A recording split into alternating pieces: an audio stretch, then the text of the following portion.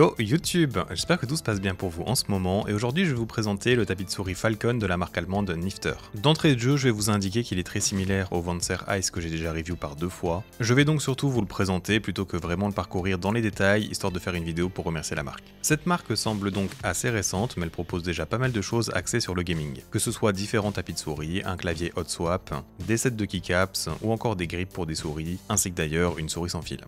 Leur souris d'ailleurs a la particularité d'avoir des switches principaux hot swap ainsi que des coques interchangeables, pour choisir par exemple la couleur ou encore gagner du poids avec une coque à trous comparée à celle solide de base. Il m'avait proposé de la review également mais je suis vraiment débordé en ce moment et je ne voulais pas donc soit de bâcler ma vidéo ou encore la laisser en attente indéfiniment. Parlons maintenant de ce tapis de souris, le Falcon, donc qui est en fait un tapis avec une infusion en verre.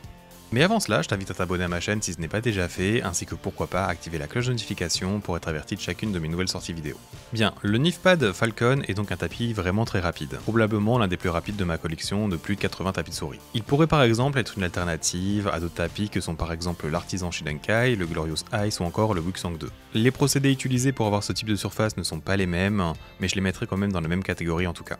La particularité de ce tapis, c'est qu'il n'est en fait pas complètement lisse au ressenti, ni sous les patins. Vous avez en fait sous la surface comme une multitude de toutes petites bosses qui peut servir à ressentir le trajet de votre souris, ainsi donc que vous aider à obtenir du contrôle dans cette grande vitesse. Ces bosses sont bien sûr vraiment petites et votre souris ne va pas commencer à agir comme une voiture sur des pavés, rassurez-vous.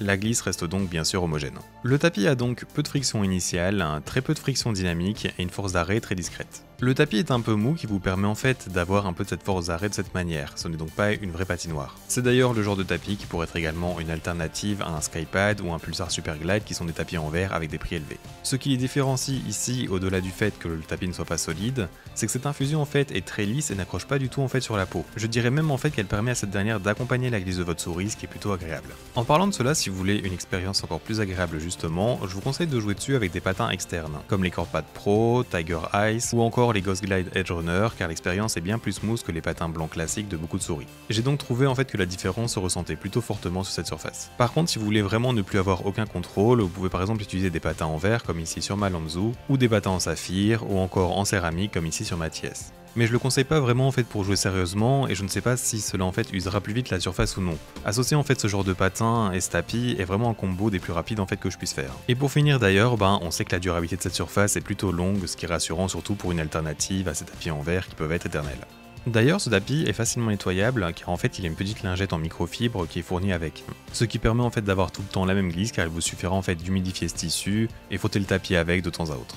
D'ailleurs continuons avec cet emballage, et ce tapis en fait est envoyé à plat donc dans une grande enveloppe en carton avec le logo de la marque. Qui est donc déjà une très bonne chose car la première version du Vanzer Ice avait eu des problèmes.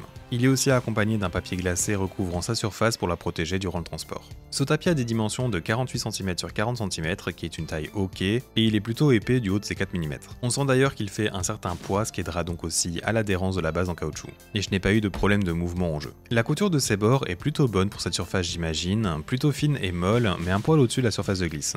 Concernant les écritures sur le tapis maintenant, ils sont dans une autre matière qui pourrait en fait gêner la glisse, mais ces éléments sont vraiment petits et placés dans le coin.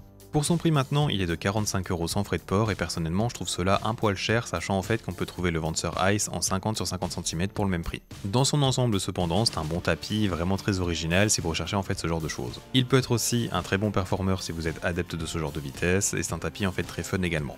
C'est donc la fin de cette review, j'espère qu'elle t'a plu et si c'est le cas tu peux me le faire savoir par un petit pouce bleu évidemment. Et avec cela dit, j'espère donc te revoir dans un futur proche et à bientôt.